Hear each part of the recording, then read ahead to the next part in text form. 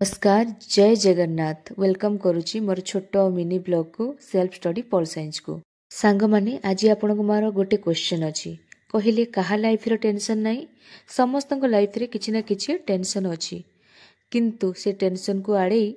जीवन रे खुशी रे रहिबा आउ निज काम रे मतलब देबा आम व्यक्तित्वर परिचय दी था आउ सबुठ बड़ कथा है मुहरे सब बड़े स्माइल रखा कहीं मुहर आम जो स्माइल करवा ना सारा दुनिया देखिबो जे आम बहुत खुशी रे अछंती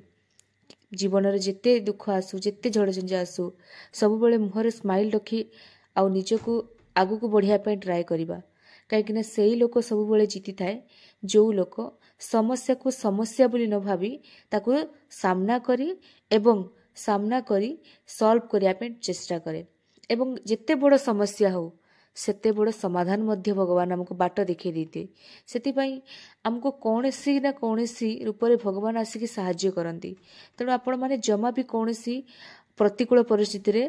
हार न मानी ताकू ट्राए करिवे समस्याटा को लड़िबा पई आ सामना करिया पई मो सांग माने राति जेते अंधकार हेले भी ना दिन सेते आलोकित करथे हमको ठीक सेमिति समस्या जिते बड़ आसुना कहीं समाधान बाट निश्चित आपे आपे आसी थाए